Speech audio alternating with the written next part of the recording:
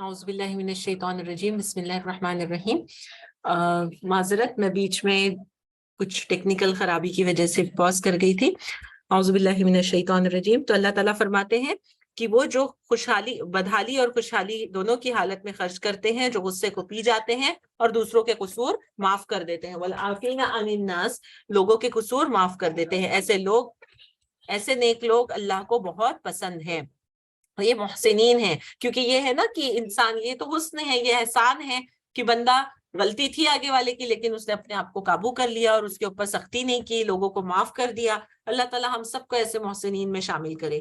اور جن کا حال یہ ہے کہ اگر کبھی کوئی فحش کام ان سے سرزد ہو جاتا ہے، یہ بات نہیں ہے کہ غلطیاں نہیں کرتا مومن، گناہ کرتا ہے، اگر کوئی غلطی ہو جاتی ہے، کوئی فحش کام بھی اگر سرزد ہو جاتا ہے، یا کسی گناہ کا ارتکاب کر کے وہ اپنے اوپر ظلم کر بیٹھے، تو معاذ اللہ اسے یاد آ جاتا ہے۔ بات اصل جو چیز ہے نا ایمان کی، وہ یہ ہے کہ غلطی اگر ہو بھی گئی تو فوراً اللہ جب اس کو مطلب یاد آ جائے، اور وہ اللہ سے کیا کرے، وہ جو گناہ، اور وہ اسے اپنے قصوروں کی معافی چاہنے لگتا ہے۔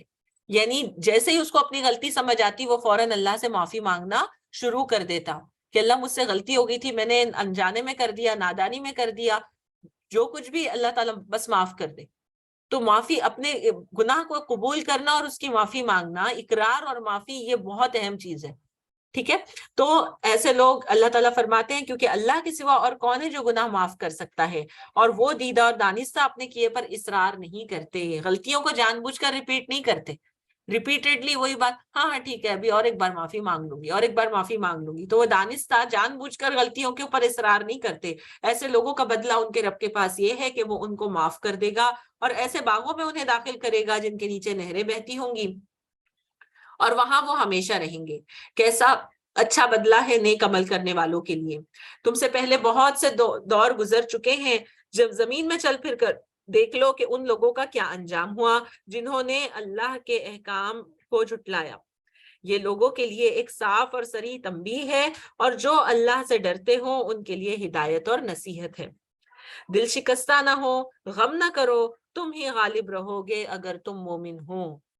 یہ اللہ کا قاعدہ ہے کہ ایمان والے اگر ہیں تو ان ایمان والوں کو بالکل کوئی گھبرانے کی ضرورت نہیں ہے۔ اپنے ایمان کو پکا رکھو، اپنے دین پر ثابت قدم رہو، اور کسی ڈرانے والے دشمن سے تم نے گھبرانا نہیں ہے۔ اپنے رب، یاد رکھیں کہ ہر طاقت سے بڑی طاقت اللہ کی ہے۔ اللہ غالب ہے، عزیز ہے، اوکے۔ عزیز کا معنی کیا ہوتا ہے؟ جو روب یعنی طاقت سے اپنے کام کو مکمل کروانے کی وہ رکھتا ہے، اللہ تعالیٰ حیثیت رکھتا ہے۔ تو جو اگر نہ مانے، وہ جبار ہے، وہ اور زبردست اللہ تعالیٰ کا مطلب جو اگر نافرمان ہیں ان کے اوپر ہم نے دیکھتے ہیں، ہم ابھی جو مثال دی اللہ تعالیٰ نے کہ زمین میں چل پھر کر دیکھو لوگوں کے کیا انجام ہوئے ہیں جب انہوں نے نافرمانیاں کی۔ تو ظلم کرنے والے کبھی کامیاب نہیں ہوتے، نہ دنیا میں اور آخرت میں تو بالکل بھی نہیں۔ اللہ تعالیٰ ان کا ٹھکانہ، ان کو جگہ دنیا میں ہی ان کا بدلہ دے دیتا۔ لیکن اصل تو آزمائش یہ ہے نا کہ ایمان والا اپنے آپ کو کہاں کمزور کر دیتا۔ ایمان والا ظالم کو دیکھ کر اس کے ظلم سے ڈر کر کمزور نہ ہو۔ اللہ تعالیٰ ہم سب کو ایسے ایمان کی مضبوطی دے، ہمارے بچوں کو، آنے والی نسلوں کو اللہ تعالیٰ ایمان کی مضبوطی دے کہ وہ کسی طرح کے حالات میں بھی اللہ کے فرما بردار ہوں اور ایمان کو اور دین کو مضبوطی سے پکڑنے والے ہوں۔ اس وقت اگر تمہیں چوٹ لگی ہے، پھر سے جنگ احد کی بات یاد دلائی جا رہی کہ اب کی بار اگر تم ہارے ہو تو اس سے پہلے ایسی چوٹ تمہارے دشمن کو بھی لگ چکی ہے، تمہارے مخالف گروہ کو بھی لگ چکی ہے۔ یہ تو زمانے کے نشیب و فراز ہے۔ یعنی یہ نہ سمجھے کہ میں مسلمان ہوں تو مجھے تو ہمیشہ کامیابی ملنا ہے، میں تو کسی جگہ بھی ناکام نہیں ہو سکتی، اوکے۔ غلطی جہاں رہے گی اس کا ریزن بھی اللہ تعالیٰ بتا رہے۔ یہ تو ایک نیچرل طریقہ ہے، نشیب و فراز، اونچ نیچ زندگی کے ہے، کوئی کبھی جیتتا ہے، کوئی کبھی ہار جاتا ہے۔ اور یہ وقت جو آتا ہے کبھی، جب یعنی بندہ جب ہارتا بھی ہے یا پھر کمزور بھی ہو جاتا، تو اس کے پیچھے اس کی خود اپنی کمزوری کی وجہ سے وہ ہارتا ہے۔ تو اللہ تعالیٰ بتا رہے ہیں کہ تم پر یہ وقت اس لیے لایا گیا کہ اللہ دیکھنا چاہتا تھا کہ تم میں سچے مومن کون ہیں۔ تو یہ بھی اللہ تعالیٰ کی آزمائش ہوتی ہے کہ ٹھیک ہے، اس کو نعمتیں دیا تب تو یہ بڑا فرما بردار ہے، بڑا شکر گزار ہے، صدقہ خیرات سب کچھ کرتا ہے، لیکن اگر اس سے چھین لوں یہ چیز، اس سے روک لوں ابھی کچھ وقت کے لیے چیز، تو کیا یہ تب بھی میرا فرما بردار ہے؟ یا پھر صرف پیسہ ملنے پر اللہ اللہ کرتا ہے، ادروائز پھر رونا رونا شروع کر دیتا.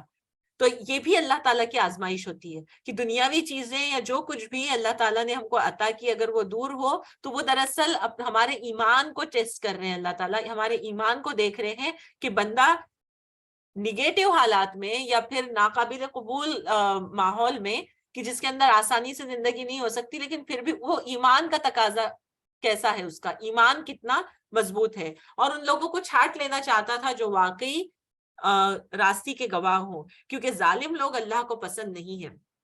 اور وہ اس آزمائش کے ذریعے سے مومنوں کو الگ چھانٹ کر کافروں کی سرکوبی کر دینا چاہتا تھا. کیا تم نے یہ سمجھ رکھا ہے کہ یوں ہی جنت میں چلے جاؤ گے؟ سورہ بقرہ اور آل عمران میں بہت سارے مضامین ایک جیسے، یہ جملہ ہم نے وہاں پر بھی کل پڑھا نا، تم نے سوچا کہ ایسے ہی جنت میں چلے جاؤ گے، حالانکہ ابھی اللہ نے تو یہ دیکھا ہی نہیں کہ تم میں کون وہ لوگ ہیں جو اس کے راستے میں جانے لڑانے والے، اس کے خاطر صبر کرنے والے ہیں. صبر اللہ کے لیے. تم تو موت کی تمنائیں کر رہے تھے، مگر یہ اس وقت کی بات تھی جب موت سامنے آئی نہیں تھی. یعنی تم تو جب جنگ کی بات ہوئی تھی تو تم کو تو شہادت کا جذبہ ایسا چڑھا ہوا تھا کہ تم کو لگ رہا تھا کہ ہاں ہم مرنے کے لیے تیار ہیں، لیکن جب موت سامنے آئی، لو اب وہ تمہارے سامنے آ گئی اور تم نے اسے آنکھوں دیکھ لیا. محمد صلی اللہ علیہ وسلم اس کے سوا کچھ نہیں کہ بس ایک رسول ہیں. ان سے پہلے اور رسول بھی گزر چکے ہیں. پھر کیا اگر وہ مر جائیں یا قتل کر دیے جائیں تو تم لوگ الٹے پاؤ پھر جاؤ گے؟ یہ اللہ کا قول ہے، انسان کی بات نہیں ہے کہ جس میں اللہ تعالیٰ نے یہ کہا کہ محمد صلی اللہ علیہ وسلم اللہ کے پیغمبر ہے، اللہ کے رسول ہیں. اور اس سے پہلے بھی رسول آئے، اگر وہ نیچرل ڈیتھ ہو جائے ان کی یا پھر ان کو شہید کر دیا جائے، قتل کر دیا جائے، تو کیا تم صرف رسول کی وجہ سے یہ دین کے اوپر رکے ہوئے ہو؟ کیونکہ جنگ احد میں یہ ہوا تھا کہ یہ افواہ پھیل گئی کہ آپ صلی اللہ علیہ وسلم شہید ہو گئے. تو جو مسلمانوں کی ہمت تھی آدھے سے زیادہ وہ تو اس وجہ سے بھی ٹوٹ گئی کہ اب جب محمد صلی اللہ علیہ وسلم بھی نہیں ہے تو ہم لڑکے کیا کریں. اوکے، تو اللہ تعالیٰ یہاں پر یاد دلا رہے ہیں کہ تم محمد صلی اللہ علیہ وسلم کی وجہ سے دین پر ہو یا پھر اللہ سے محبت رکھتے ہو. اللہ تعالیٰ کے لیے تم نے اسلام کو قبول کیا، اللہ کے فرما بردار ہو. وہ تو تم اللہ کے نبی ہیں، اللہ کے رسول ہیں، وہ تمہارے درمیان ہے جب تک ہے. اگر نہیں رہیں گے تو تم ان کے پیچھے دین سے پھر نہیں جاؤ گے نا. تو پھر یاد رکھو جو الٹا پھرے گا وہ اللہ کا کچھ نقصان نہ کرے گا. البتہ جو اللہ کے شکر گزار بندے بن کر رہیں گے انہیں وہ اس کی سزا، انہیں اس کی جزا دے گا. کوئی ذی روح اللہ کے اذن کے بغیر نہیں مر سکتا. موت کا وقت تو لکھا ہوا ہے. اب دیکھیں منافقین کا کیا تھا، ڈاؤٹ کیا تھا، ارے ہم جائیں گے تو مر جائیں گے پیچھے، ادھر ہمارے گھر والوں کا کیا ہوگا، ہمارے بیوی بچوں کا کیا ہوگا. ٹھیک ہے، تو موت کا ڈر نا اللہ تعالیٰ یاد دلا رہے ہیں کہ اللہ کے حکم کے بغیر کسی کو موت نہیں آتی، کسی کو بھی موت نہیں آتی. اور اللہ نے موت کا وقت بھی لکھا ہوا ہے. اللہ تعالیٰ ہم سب کو حسن خاتمہ عطا کرے اور ناگہانی آفتوں سے، ناگہانی مصیبتوں اور ظالمہ مظلومانہ موت سے اللہ تعالیٰ ہم سب کو بچائے. جو شخص ثواب دنیا کے ارادے سے کام کرے گا اس کو ہم دنیا ہی میں اس سے فائدہ دیں گے، اور جو ثواب آخرت کے ارادے سے کام کرے گا، یہ رول یاد رکھیں، جو آخرت کے لیے کام کرے گا وہ آخرت کا ثواب پائے گا، اور شکر کرنے والوں کو ہم ان کی جزا ضرور عطا کریں گے. تو اللہ تعالیٰ جو دنیا کے لیے کام کرتا اس کو صرف دنیا دیتے، جو آخرت کے لیے کرتا اس کو دونوں چیزیں عطا کرتے. اس سے پہلے کتنے ہی نبی ایسے گزر چکے جن کے ساتھ مل کر بہت سے خدا پرستوں نے جنگ کی. اللہ کی راہ میں جو مصیبتیں ان پر پڑی اس سے وہ دل شکستہ نہ ہوئے، انہوں نے کمزوری نہیں دکھائی، وہ باطل کے آگے جھکے نہیں. ایسے ہی صابروں کو اللہ پسند کرتا ہے. ان کی دعا بس یہ تھی کہ اے ہمارے رب، یہ دعا بھی یاد رکھیں، ربنا اغفر لنا ذنوبنا واسرافنا فی امرنا وثبت اقدامنا وانصرنا علی القوم الکافرین. اے ہمارے رب، ہماری غلطیوں اور کوتاہیوں سے درگزر فرما، ہمارے کام میں تیرے حدود سے جو تجاوز ہو گیا ہو اسے معاف کر دے، ہمارے قدم جما دے اور کافروں کے مقابلے میں ہماری مدد کر. آمین. آخرکار اللہ نے ان کو دنیا کا ثواب بھی دیا اور اس سے بہتر ثواب آخرت کا بھی عطا کیا. اللہ کو ایسے ہی نیک لوگ پسند ہیں. تو واللہ یحب المحسنین. تو آج ہم نے اپنے جو یاد رکھنا ہے اور آگے چل کے انشاءاللہ صرف آج کے لیے نہیں، اپنے اندر جو بہتری لانا ہے وہ کن چیزوں کے اوپر لانا ہے، تقویٰ کے معاملے میں اور احسان کے معاملے میں. کہ میں کوئی کام کروں تو اللہ سے ڈرتے ہوئے تقویٰ کی پابند رہوں، اور جو بھی کام کروں تو احسان کے رویے پر کروں. کسی پہ احسان کر رہی ہوں نہیں، بلکہ خوبصورت جتنا بیسٹ میں کر سکتی ہوں اتنا بیسٹ کرنے کی کوشش کروں. اور خود پوچھے اپنے آپ کو از دس دا بیسٹ. اب اس میں پرفیکشن کی بات نہیں آ رہی ہے کہ نہیں میں اب میں کھانا بنانے میں اتنی مصروف ہو جاؤں گی کہ میں بیسٹ سے بیسٹ بناؤں، یہ بات نہیں ہو رہی ہے عبادتوں کے معاملے میں خاص طور پر. ٹھیک ہے، خرچ کرنے کے یا اسراف سے بچنے کے، یہ تمام چیزوں کے معاملے میں تقویٰ کے پابند رہنا ہے اور احسان کی روش پہ کام کرنا ہے. اے لوگوں جو ایمان لائے ہو، اگر تم ان لوگوں کے اشاروں پر چلو گے جنہوں نے کفر کی راہ اختیار کی تو وہ تمہیں الٹا پھیر لے جائیں گے اور تم نامراد ہو جاؤ گے. ان کی باتیں غلط ہیں. حقیقت یہ ہے کہ اللہ تمہارا حامی اور مددگار ہے اور وہ بہترین مدد کرنے والا ہے. ان قریب وہ وقت آنے والا ہے جب ہم منکرین حق کے دلوں میں رعب بٹھا دیں گے، اس کے لیے اس لیے کہ انہوں نے اللہ کے ساتھ ان کو خدائی میں شریک ٹھہرایا جن کے شریک ہونے پر اللہ نے کوئی سند نازل نہیں کی. یعنی ایسے لوگوں کو یا ایسی چیزوں کو اللہ کا شریک بنا دیا کہ جس پر اللہ نے کوئی سند نہیں نازل کی، کوئی پروف نہیں تھا کہ یہ اللہ نے کہا ہے کہ ان کو میرا مد مقابل بناؤ. ان کا آخری ٹھکانہ جہنم ہے اور وہ بہت ہی بری قیام گاہ ہے جو ظالموں کو نصیب ہوگی. اللہ نے تائید و نصرت کا جو وعدہ تم سے کیا تھا وہ تو اس نے پورا کر دیا. شروع میں اس کے حکم سے تم ہی ان کو قتل کر رہے تھے، مگر جب تم نے کمزوری دکھائی اور اپنے کام میں باہم اختلاف کیا. یہ پھر سے جنگ احد کی بات ہو رہی ہے. ٹھیک ہے، کیا کمزوری دکھائی؟ مال دکھنے پر اتر آئے. اور اختلاف کیا کیا؟ وہاں پر جو صحابی رکے ہوئے تھے، غالباً کچھ 25 لوگ وہاں پہ رکے ہوئے تھے، ان میں جن کو آپ صلی اللہ علیہ وسلم نے ان کا جو ہیڈ بنایا تھا تو وہ روکتے رہ گئے لوگوں کو کہ مت جاؤ، لیکن اس میں سے کچھ لوگ اتر کے چلے گئے. تو یہ کیا ہوا؟ اپنے امیر یعنی محمد صلی اللہ علیہ وسلم کے حکم کی خلاف ورزی کی نا. تو یہ خلاف ورزی پر اللہ تعالیٰ یہاں پر کر رہے ہیں. اور جو ہی کہ وہ چیز تمہیں دکھائی دی جس کی محبت میں تم گرفتار تھے، یعنی مال غنیمت، تم اپنے سردار کے حکم کی خلاف ورزی کر بیٹھے، اس لیے کہ تم میں سے کچھ لوگ دنیا کے طالب تھے اور کچھ آخرت کی خواہش رکھتے تھے. تب اللہ نے تمہیں کافروں کے مقابلے میں پسپا کر دیا تاکہ تمہاری آزمائش کرے. یعنی تم وہ جنگ ہار گئے، اور حق یہ ہے کہ اللہ نے پھر بھی تمہیں معاف کر دیا کیونکہ مومنوں پر اللہ بڑی نظر عنایت رکھتا ہے. اللہ تعالیٰ ہم سب کو ایمان والا بنائے تاکہ ہم اللہ کی نظر عنایت سے سرفراز ہو. یاد کرو جب تم بھاگے چلے جا رہے تھے، کسی کی طرف پلٹ کر دیکھنے کا تک تمہیں ہوش نہیں تھا. یعنی آپ صلی اللہ علیہ وسلم افواہ یہ پھیلی کہ آپ صلی اللہ علیہ وسلم شہید ہو گئے اور ادھر ادھر دونوں سے بھی کافروں کا نے حملہ کر دیا، اور پھر کوئی دیکھ تک نہیں رہے تھے پلٹ کے کہ ہم میدان چھوڑ کر بھاگ رہے ہیں، اور رسول تمہارے پیچھے تم کو پکار رہا تھا. اس وقت تمہاری اس روش کا بدلہ اللہ نے تمہیں یہ دیا کہ تم کو رنج پر رنج دیے تاکہ آئندہ کے لیے تمہیں یہ سبق ملے کہ جو کچھ تمہارے ہاتھ سے جائے، کیا یاد رکھنا ہے؟ جو کچھ تمہارے ہاتھ سے جائے یا جو مصیبت تم پر نازل ہو اس پر ملول نہ ہو. یعنی ہم نے جیسے سورہ بقرہ میں دیکھا، کچھ بھی جائے انا للہ و انا الیہ راجعون، ہم اس کے اوپر غمگین ہونا کی بات نہیں ہے، لیکن اسی کو اپنے دل کا روگ بنا کر رکھ لیا. کوئی چیز کا اگر نقصان ہوا تو اس کو اپنی زندگی بھر سے باندھ لیا، یہ بات نہیں ہونی چاہیے. بندہ مومن کیا طریقے پر عمل کرتا ہے؟ ٹھیک ہے، جو چیز تھی اس کا نقصان ہوا، ہاں اس کا غم دل میں کہیں نہ کہیں رہے گا. جیسے والدین چلے گئے دنیا سے، ان کی یاد نہیں آئے گی ایسا نہیں ہے، لیکن اللہ کی رضا پر راضی کہ اللہ تعالیٰ نے ان کے لیے جو وقت جتنا دنیا میں لکھا ہوا تھا اتنا انہوں نے گزارا. اب آگے کی جو منزل ہے اللہ تعالیٰ ان کے لیے آسان کرے، ان کی قبروں میں اللہ تعالیٰ نور عطا کرے، اور ہم کو جو نیکیاں وہ پیچھے ہم کو بتا کر گئے، اللہ کا راستہ دکھا کر گئے، تو ہم اس کو فالو کریں.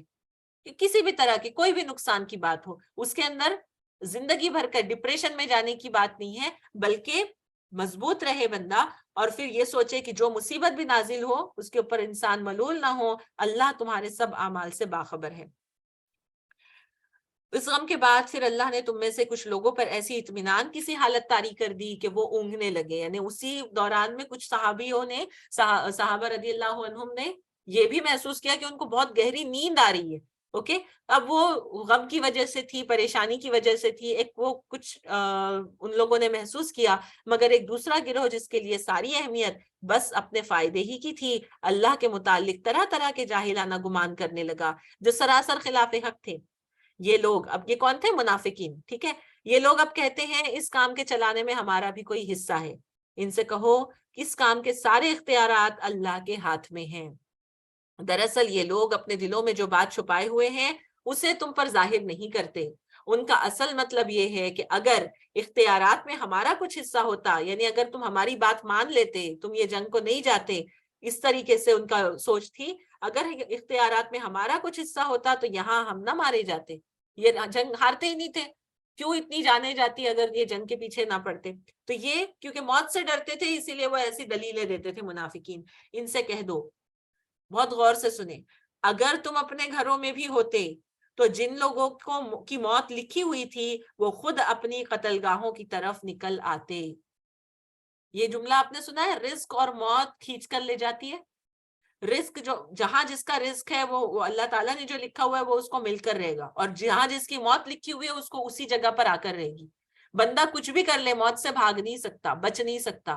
دنیا کا کتنا ہی بڑا ناستک ہوگا جو نہیں مانتا ہوگا کہ اللہ ہے یا کوئی گاڈ ہے یا آخرت ہے یا رسول ہے، لیکن وہ بندہ بھی موت کو حق جانتا ہے۔ ہر انسان، مسلم غیر مسلم، ہر کوئی موت برحق ہے، اور یہ ہر انسان کو اس کے دل میں معلوم ہے کہ ایک دن تو مرنا ہے، ہمیشہ نہیں جی سکتے، ہمیشہ نہیں رہ سکتے۔ تو جہاں تمہاری موت لکھی ہے وہ تو تم کو آ کر رہیں گی، یو کین ناٹ اسکیپ۔ تم اس کو ٹال نہیں سکتے، تم اس کو دور نہیں کر سکتے، تم اس کو ڈیلے نہیں کر سکتے، کچھ نہیں ہو سکتا۔ اور یہ معاملہ جو پیش آیا تو وہ اس لیے تھا کہ جو کچھ تمہارے سینوں میں چھپا ہوا ہے اللہ اسے آزما لے، اور جو کھوٹ تمہارے دلوں میں ہے اسے چھانٹ دے، اللہ دلوں کا حال جانتا ہے۔ تو یہ جو ان کا عمل تھا نا، اس نے واضح کر دیا کہ ان کے دلوں میں نفاق ہے۔ جن لوگوں نے پہلے بڑے دعوے کیے تھے اور اسلام میں آئے تھے، لیکن پتا چل گیا کہ ان کو بیماری لگی ہوئی ہے نفاق کی۔ تم میں سے جو لوگ مقابلے کے دن پیٹ پھیر گئے تھے، ان کی اس لغزش کا سبب یہ تھا کہ ان کی کچھ کمزوریوں کی وجہ سے شیطان نے ان کے قدم ڈگمگا دیے تھے۔ انسان خود کمزور ہوتا ہے اور ساتھ میں شیطان اس کو سہارا دیتا ہے کہ نہیں تم نہیں کر سکتے، تم نہیں کر سکتے۔ ابھی جیسے میں نے کہا نا کہ اپنے اوپر یقین رکھیں، شیطان کو یہ موقع نہ دے کہ آپ نہیں کر سکتے نیکی، یا آپ بہتر نہیں بن سکتے۔ وہ تو یہی چاہتا کہ تم یہی سوچ میں رہو زندگی بھر کہ you are good for nothing, تم کسی لائق کے نہیں ہو، تمہاری یہی زندگی ہے۔ یہ جو فیلنگ آتی ہے نا ہمارے دل میں، یہ شیطان کی طرف سے ہے۔ یہ اپنی کمزوری کے اوپر ہم نے غالب آنے کی کوشش کرنا ہے کہ نہیں، میں کر سکتی ہوں، مجھے اللہ نے خیر امت بنایا، اپنا نام خیر امت میں سے یاد رکھے، میں خیر امت میں سے ہوں، میں بہترین امت میں سے ہوں، میں محمد صلی اللہ علیہ وسلم کی امتی ہوں۔ میں کیسے ایسی زندگی گزار سکتی جو شیطان مجھے یاد دلا رہا ہے کہ تم ایسی ہو، تمہارا یہی طریقہ نہیں، میں بہتر بن کر دکھاؤں گی۔ تو جس طرح ان لوگوں نے بھی کچھ کمزوری ان کی تھی اور شیطان نے ان کے قدم ڈگمگا دیے، اللہ نے انہیں معاف کر دیا۔ اللہ بہت درگزر کرنے والا بردبار ہے۔ اے لوگوں جو ایمان لائے ہو، کافروں کی سی باتیں نہ کرو۔ اب یہ ہمارا جو ایک سوچ ہے نا سوسائٹی میں ہماری، اکثر جو ہم کرتے ہیں، موت کی بات مت کریے، مرنے کی بات مت کریے، یا پھر فلاں جگہ جاتے نہیں تو یہ ہوتا نہیں، یہ حادثہ نہیں ہوتا، یہ نقصان نہیں ہوتا، میں ایسا نہ کرتی تو ایسا ہو جاتا۔ تو یاد رکھیں، آپ صلی اللہ علیہ وسلم نے فرمایا کلمۃ اللو تفتح عمل الشیطان، کاش اگر یہ کلمے کیا کرتے ہیں، یہ جملہ، یہ ورڈ کیا کرتا ہے، شیطان کے دروازے کو کھول دیتا ہے، شیطان کے عمل کو کھول دیتا ہے۔ شیطان کو موقع مل جاتا کہ اور حسرتیں ہمارے اندر ڈالتا، اچھا ہاں نہیں کرنا چاہیے تھا، ارے بہت ہی ہو گیا۔ یعنی کبھی ہم اپنے آپ کو دیکھیں، ہوتا ہے ایسا نا کہ ہم جب کوئی مسئلہ اگر پیش آ گیا تو ہم ثابت قدم تھے، پھر ایک خیال دل میں آتا ہے، وہ وسوسہ کہ ارے یار یہ ایسا نہیں کرتی نا شاید نہیں ہوتا تھا۔ پھر اس کے اوپر جب ہم سوچنے لگتے ہیں اور محسوس نہیں کرتے کہ یہ شیطان کا وسوسہ ہے، پھر شیطان اس میں اور زیادہ چیزیں ڈالتا ہے، ہاں یہ بھی اس وجہ سے ہوا، وہ بھی اس وجہ سے، پھر اس میں لوگ بھی ملوث ہو گئے، اس میں رشتہ دار، یہ وہ جو بھی، پھر وہ غبار بڑا بنتا جاتا۔ تو اللہ تعالیٰ مومنوں کو یہاں پر کھل کر حکم دے رہے ہیں، اے لوگوں جو ایمان لائے ہو، کافروں کی سی باتیں نہ کرو کہ جن کے عزیز و اقارب اگر کبھی سفر پر جاتے ہیں یا جنگ میں شریک ہوتے ہیں اور وہاں کسی حادثے سے کوئی ایکسیڈنٹ ہو جاتا ہے، کوئی حادثے سے دوچار ہو جاتے ہیں، تو وہ کہتے ہیں کہ اگر وہ ہمارے پاس ہوتے تو نہ مارے جاتے نہ قتل ہوتے۔ یہ جملہ نہیں کہنا ہے کاش اگر وہ ہمارے پاس ہوتے تو ہم یہ کام نہیں ہوتا تھا، وہ تو اللہ کی طرف سے ہے، ہر چیز اللہ نے لکھی ہوئی ہے۔ موت کا وقت ابھی جیسے ہم نے کہا ہے، پڑھا کہ موت کا وقت لکھا ہوا ہے، بندے کو اس کے وقت پر آنا ہی ہے۔ اسی لیے ہم نے اپنے ایمان کو مضبوط رکھنا ہے، قدر اللہ ما شاء، اللہ نے مقدر کیا جو کچھ بھی اس نے چاہا، میرے ہاتھ میں جتنا تھا، میں اپنی سے کوشش جو کرنا تھا میں کر سکتی تھی، میں نے کی ہوں، لیکن اگر کوئی نقصان ہو ہی گیا تو وہ اللہ کی طرف سے تھا اور میں اس کے اوپر مطمئن ہوں، رضیت باللہ. اوکے، اللہ اس قسم کی باتوں کو ان کے دلوں میں حسرت اور اندوہ کا سبب بنا دیتا ہے. ورنہ دراصل مارنے اور جلانے والا تو اللہ ہی ہے اور تمہارے تمام حرکات پر وہی نگراں ہے. اگر تم اللہ کے راہ میں مارے جاؤ یا مر جاؤ تو اللہ کی جو رحمت اور بخشش تمہارے حصے میں آئے گی، یعنی جو اللہ کے راستے میں شہید ہوتے ہیں ان کا ذکر کر رہے اللہ تعالیٰ کہ جو رحمت اور بخشش ان کو ملے گی وہ ان ساری چیزوں سے زیادہ بہتر ہے جنہیں یہ لوگ جمع کرتے ہیں. شہید کے خون کا قطرہ زمین پہ ٹپکنے سے پہلے، گرنے سے پہلے اس کے گناہ معاف ہو جاتے. تو آپ صلی اللہ علیہ وسلم یہ دعا کیا کرتے تھے، اللہم ارزقنی شہادۃ فی سبیلک، اللہ مجھے تیرے راستے میں شہادت نصیب کر. اور آپ صلی اللہ علیہ وسلم کی حدیث ہے کہ جو کوئی بھی اللہ سے سچے دل سے شہادت مانگے گا تو اور اللہ نے وہ دعا قبول کر لی تو بھلے ہی وہ اپنے بستر پر مرے، نیچرل ڈیتھ ہو اس کی، اللہ تعالیٰ اس کو شہیدوں کے ساتھ شمار کرے گا. او کما قال صلی اللہ علیہ وسلم. تو ہم نے بھی اللہ سے مانگنا چاہیے، اللہ تیرے راستے میں شہید کر. وہ جذبہ، وہ محبت شہادت کی کہ اللہ تیرے راستے میں شہید ہوں اور تو اس کو قبول کر لے، اس شہادت کو، یہ انسان کی کیا ہے، اللہ کی رحمت اور بخشش کے دروازے اس کے اوپر کھول دیتی. اور چاہے وہ تم آگے اللہ تعالیٰ فرماتے ہیں اور خواہ تم مرو یا مارے جاؤ، بہرحال تم سب کو سمٹ کر جانا اللہ کی طرف ہی ہے. الٹیمیٹلی الی اللہ تحشرون، اللہ کی طرف ہی تم پلٹ کر جاؤ گے. اے پیغمبر صلی اللہ علیہ وسلم، یہ اللہ کی بڑی رحمت ہے کہ تم ان لوگوں کے لیے بہت نرم مزاج واقع ہوئے ہو، ورنہ اگر کہیں تم تنخو اور سخت دل ہوتے تو یہ سب تمہارے آس پاس سے چھٹ جاتے. ان کے قصور معاف کر دو، ان کے حق میں دعائے مغفرت کرو اور دین کے کاموں میں ان کو بھی شریک مشورہ رکھو. پھر جب تمہارا عزم کسی رائے پر مستحکم ہو جائے تو اللہ پر بھروسہ کرو، اور اللہ کو وہ لوگ پسند ہے جو اسی کے بھروسے پر کام کرتے ہیں. تو یہاں دو چیزیں خاص ہم کو پتہ چل رہی. پہلی بات یہ کہ اللہ تعالیٰ نبی اکرم صلی اللہ علیہ وسلم کی جو سیرت ہے، ان کا کیریکٹر ہے کہ وہ نرم ہے. اللہ تعالیٰ ہمارے اندر یہ نرمی پیدا کرے کہ ہم اپنے گھر والوں کے ساتھ، کیونکہ ہم اپنے گھر میں بڑے ہیں نا بچوں کے مقابلے میں یا جو کچھ بھی، تو بچوں کے اوپر بھی نرمی اور ان کے ساتھ کیا چیزیں کرنے کے لیے کہا اللہ تعالیٰ نے، ان کے ساتھ میں آپ نرم ہیں. اس وجہ اگر سخت ہوتے تو آپ سے دور ہٹ جاتے، چھٹ جاتے وہ لوگ. اچھا، اب کرنا کیا ہے کہ آپ ان کے لیے دعائیں مغفرت کریے، ان کی غلطیوں کو معاف کریے. یہ ہم اپنی زندگیوں میں لیں کہ ہم انشاءاللہ اب سے یہ کریں گے کہ کوئی اگر غلطی ہو جائے چھوٹے بڑے کسی سے بھی تو میں اس کو معاف کرنے والی بنوں گی. ان کے حق میں دعائیں مغفرت کریں، اپنی عادت بنا لیں. جتنا زیادہ بچے پر غصہ ہو نا اتنا ان کو دعائیں دیں، بد دعا نہیں دینا، ستیہ ناسوں والی بات نہیں، نعوذ باللہ، بلکہ ان کے لیے دعا کرے رحمت کہ اللہ تم پر رحم کرے، اللہ تم کو ہدایت دے، اللہ تم کو حکمت دے. قبولیت کا وقت ہوگا تو بھلے ہی ہم اس کو اپنی دل کی مطلب غبار کے ساتھ کہہ رہے ہیں، لیکن اللہ تعالیٰ سے ہم دعا ہی مانگ رہے ہیں نا. تو ہم اپنی اولاد کے حق میں یا کسی کے بھی حق میں ہمیشہ کیا کریں، دعا کریں اور دعائیں مغفرت کرنے کا حکم دے رہے اللہ تعالیٰ. اور دین کے یعنی جو بھی لیڈرز ہیں، خاص طور پہ یہ صرف گھر کی بات نہیں، جو بھی لیڈرز ہوں گے، جو بھی امیر ہوں گے، وہ اپنے جو ماتحت ہیں ان سب کے لیے یہی طریقہ اختیار کرے. اور دین کے کاموں میں بھی ان کو بھی شریک مشورہ رکھو. تو یہ بھی مشورے کا بھی حکم اللہ تعالیٰ دے رہے ہیں.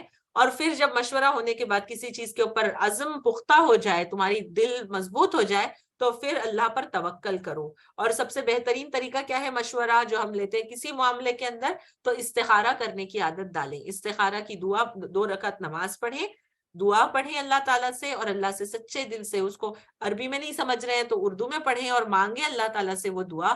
اور پھر جب جس بات کے اوپر دل مضبوط ہو جائے وہ کام اللہ کے اوپر توکل کرتے ہوئے کر دیں. اور اگر وہ ہمارے حق میں نہیں نظر آیا، یعنی رزلٹ ایسا لگا کہ اچھا میں نے تو اتنا استخارے کی تھی لیکن میرے حق میں تو نہیں ہوا، تو وہ اللہ تعالیٰ کی طرف سے ہے. ٹھیک ہے، اس کے اوپر ہم نے مطمئن رہنا ہے کہ یہ اللہ کی طرف سے ہوا جو کچھ بھی. اللہ تمہاری مدد پر ہو تو کوئی طاقت تم پر غالب آنے والی نہیں، اور وہ تمہیں چھوڑ دے تو اس کے بعد کون ہے جو تمہاری مدد کر سکتا ہے.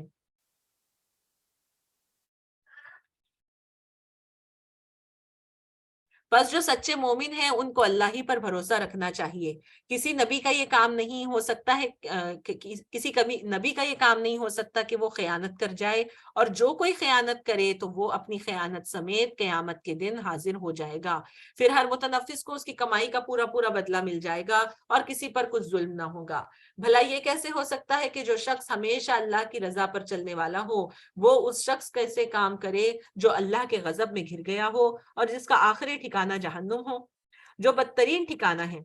اللہ کے نزدیک دونوں قسم کے آدمیوں میں بدرجہ فرق ہے اور اللہ سب کے اعمال پر نظر رکھتا ہے. در حقیقت اہل ایمان پر تو اللہ نے یہ بہت بڑا احسان کیا کہ ان کے درمیان خود انہی میں سے ایک ایسا پیغمبر اٹھایا جو اس کی آیات انہیں سناتا ہے, ان کی زندگیوں کو سنوارتا ہے اور ان کو کتاب اور حکمت کی تعلیم دیتا ہے, حالانکہ اس سے پہلے یہی لوگ کھلی گمراہیوں میں پڑے ہوئے تھے. اور یہ تمہارا کیا حال ہے کہ جب تم پر مصیبت آ پڑی تو تم کہنے لگے یہ کہاں سے آئی, یعنی اچھا اب یہ کیوں ہو گیا, یہ ہم سوال کرتے ہیں نا, یہ اب نیا کہاں سے بات آ گئی, یہ نیا مسئلہ کہاں سے پیش آ گیا.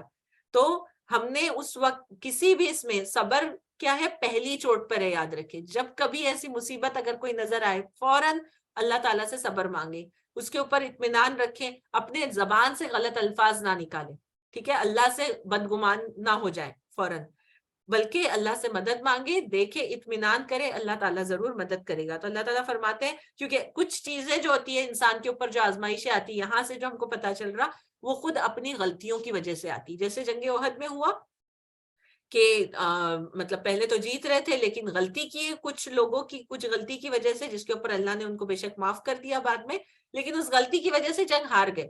تو یہ جو مصیبت آئی, جو نقصان ہوا, جانی نقصان ہوا, مالی نقصان ہوا, وہ خود اپنی غلطی سے ہوا نا. تو یہ احساس کرے انسان کی شاید میری کچھ غلطی ہوں گی جس وجہ سے میں آزمائی گئی. حالانکہ جنگ بدر میں اس سے دوگنی مصیبت تمہارے ہاتھوں تمہارے دشمن پر پڑ چکی ہے. اے نبی صلی اللہ علیہ وسلم, ان سے کہو یہ مصیبت تمہاری اپنی لائی ہوئی ہے, اللہ ہر چیز پر قادر ہے. جو نقصان لڑائی کے دن تمہیں پہنچا وہ اللہ کے اذن سے تھا, اس لیے تھا کہ اللہ دیکھ لے کہ تم میں مومن کون ہے اور منافق کون. وہ منافق کہ جب ان سے کہا گیا کہ آؤ اللہ کے راستے میں جنگ کرو, یا کم از کم اپنے شہر کی مدافعت ہی کرو, یعنی وہاں پر ذرا سیکیورٹی مضبوط کر لو, تو کہنے لگے اگر ہمیں علم ہوتا کہ آج جنگ ہوگی تو ہم ضرور تمہارے ساتھ چلتے. یہ بات جب وہ کہہ رہے تھے اس وقت وہ ایمان کی بنسبت کفر سے زیادہ قریب تھے. وہ اپنی زبانوں سے وہ باتیں کہتے ہیں جو ان کے دلوں میں نہیں ہوتی, اور جو کچھ وہ دلوں میں چھپاتے ہیں اللہ اسے خوب جانتا ہے. یہی وہ لوگ ہیں جو خود تو بیٹھے رہے اور ان کے جو بھائی بند لڑنے گئے اور مارے گئے, ان کے بارے میں انہوں نے کہہ دیا کہ اگر وہ ہماری بات مان لیتے تو نہ مارے جاتے. یعنی یہ دیکھیے یہ منافقوں کا قول ہے کہ وہ اگر اور مگر والی بات جو نا, کہ اگر یہ نہ جاتے تو نہ مرتے, اگر ہماری بات مان لیتے تو یہ کامیاب ہو جاتے, اگر یہ کرتے تو یہ فائدہ ہو جاتا. ٹھیک ہے, یہ اس اگر اور مگر والی باتوں سے ہم نے خوب پرہیز کرنا ہے. کسی طرح کاش کا کاش میں یہ نہ کرتی, یہ کاش نہیں آنا چاہیے. اوکے, مومن اس طرح حسرت کرنے والا نہیں رہتا, مومن ہمیشہ اللہ کی رضا پر راضی رہتا ہے. ان سے کہو اگر تم اپنے اس قول میں سچے ہو تو خود تمہاری موت جب آئے اسے ٹال کر دکھا دینا. جو لوگ اللہ کی راہ میں قتل ہوئے ہیں انہیں مردہ نہ کہو, مردہ نہ سمجھو, وہ تو حقیقت میں زندہ ہے, اپنے رب کے پاس رزق پا رہے ہیں, جو کچھ اللہ نے اپنے فضل سے انہیں دیا ہے اس پر خوش و خرم ہے, اور مطمئن ہے کہ جو اہل ایمان ان کے پیچھے دنیا میں رہ گئے ابھی وہاں نہیں پہنچے ہیں, ان کے لیے بھی کسی خوف اور رنج کا موقع نہیں ہے. وہ اللہ کے انعام اور اس کے فضل پر شاداں و فرحاں ہیں, اور ان کو معلوم ہو چکا کہ اللہ مومنوں کے اجر کو ضائع نہیں کرتا. جن لوگوں نے زخم کھانے کے بعد بھی اللہ اور رسول کی پکار پر لبیک کہا, ان میں جو اشخاص یعنی جو لوگ نیکوکار اور پرہیزگار ہیں ان کے لیے بڑا اجر ہے. یعنی جنگ احد ہونے کے بعد پھر ابو سفیان نے یہ بھی کیا تھا, دھمکی دی تھی کہ ابھی ہم دوبارہ آپ سے ملیں گے, اور وہ ایک جگہ کا نام بتا کر کہ وہاں پر اب پھر مٹ بھیڑ ہوگی. آپ صلی اللہ علیہ وسلم نے ابھی یہ لوگوں کے مطلب سب زخمی ہی تھے لیکن پھر بھی ان لوگوں نے اپنے ہتھیار نہیں رکھے, آپ صلی اللہ علیہ وسلم کے حکم پہ وہ پھر اس جگہ پر گئے, پھر وہاں 2 دنوں تک انہوں نے محاصرہ رکھا, یعنی اپنی وہ پڑاؤ ڈال کر رکھا, لیکن وہ لوگ وہاں پر نہیں آئے, کافر وہاں پر نہیں آئے.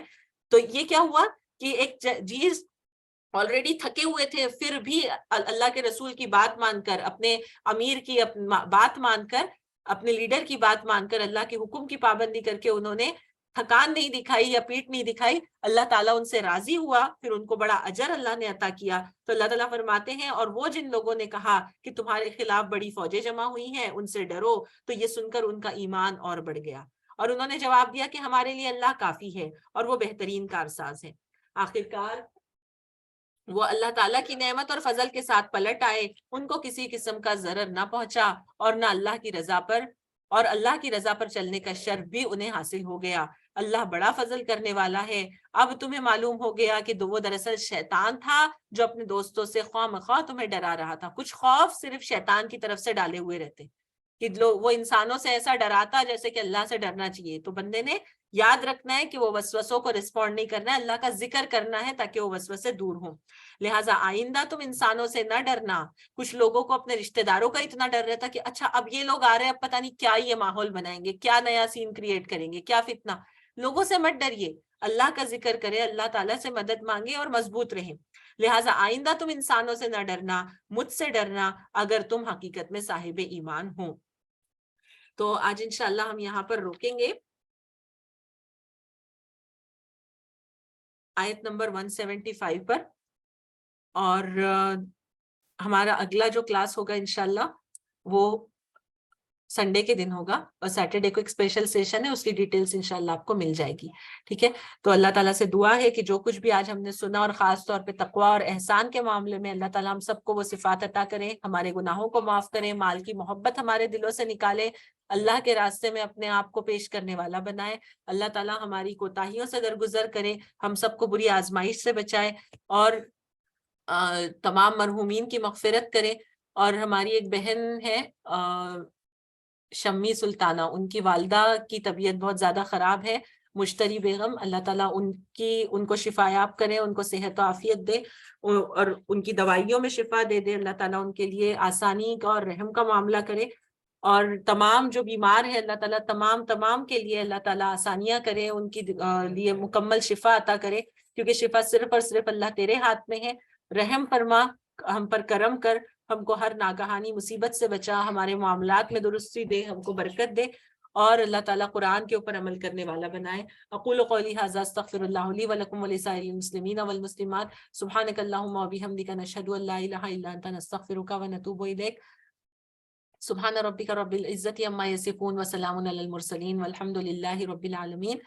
ربنا تقبل منا انک انت السمیع العلیم وتب علینا انک انت التواب الرحیم۔